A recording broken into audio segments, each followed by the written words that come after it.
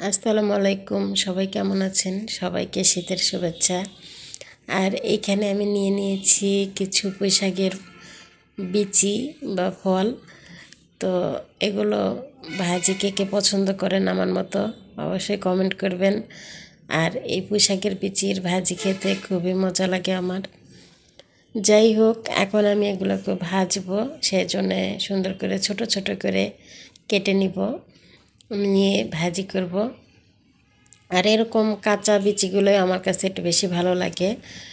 খুব বেশি পাকা না, দুই একটা পাকা থাকে। আর পাকা বিচিগুলো মনে হয় দাঁতের নিচে পড়লেই প্যাট প্যাট করে। যাই হোক, এরকম সুন্দর করে কেটে নিয়েছি ছোট ছোট করে। আর এখানে দিয়ে দিলাম পেঁয়াজ, কাঁচামরিচ, তেল দিয়ে ভাজতে বসিয়ে দিয়েছিলাম। কিছু বাটা মশলা দিলাম আমি, আপনারা আপনাদের স্বাদ মতো দিবেন। লবণ দিলাম, হলুদ দিলাম, দিয়ে আমি এখন এগুলোকে নেড়ে নেব। নেড়ে নিয়ে দিয়ে দিলাম ধুয়ে রাখা সেই বিচিগুলো, দিয়ে পানি দিয়েছিলাম একটু সেদ্ধ হওয়ার জন্য।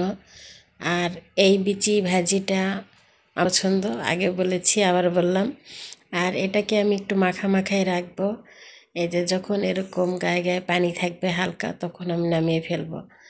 যাই হোক, চুলা টপ করে দিয়েছি। আপনারা কে কেমন করে ভাজি খান? অনেকে আলু দিয়ে খায়, তো আমার পুঁইশাকের বিচিটা এভাবে ভাজি করলে বেশি মজা লাগে।